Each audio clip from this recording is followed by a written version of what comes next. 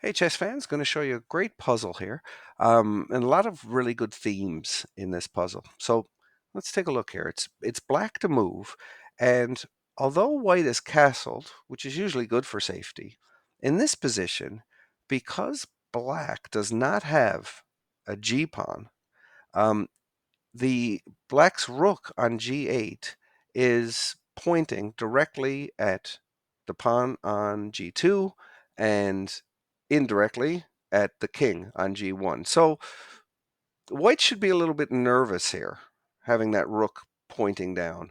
And in a position like this, I look at this and I think I would love it if my queen could come over and get involved in the attack. So I got to move my, I got to get my bishop out of the way and really put some pressure on the um on the white king here. So sometimes in a position like that, it's a really good idea to just sacrifice that bishop. You're going to get a pawn for it, but more importantly, you're going to expose that king, get that king out into the open. So let take a look at this. Check. What does that do? That gives the queen, the black queen, loads of lateral options, right? Can go across right all the way to h6. After the recapture, with this check, it puts the king back to g2, and now, oh, I'd be really nervous, really nervous if I was white. Now, first, the first idea I think that I would have is uh, connecting my rooks, right, for black. Why don't we get, what's better than having one rook pointing at the king, two rooks? So that would be an idea. Another idea might be, sacrifice the knight and try to destroy the king side even more. Maybe that could come down. But the idea behind here is you're really taking advantage of a pin. Now, which piece is pinned? This pawn, the pawn on g2, is pinned to the king. So if there happened to be a piece on f3 or a piece on h3, it could not be captured because the rook on g8 would be checking the king. So you can't move yourself into check. So look at this beautiful move here. Threatening checkmate in one move. Now, what do you do here if you're white? Well, if white moves his queen, it's a free queen.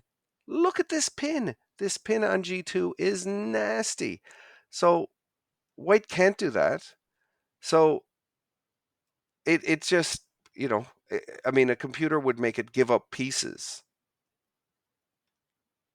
you know, and now look at how much material um, black has.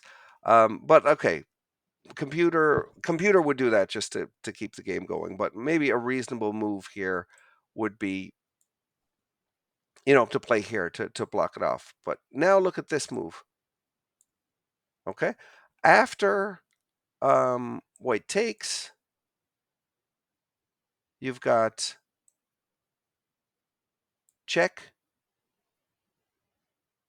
and look at how much trouble the white king is in now.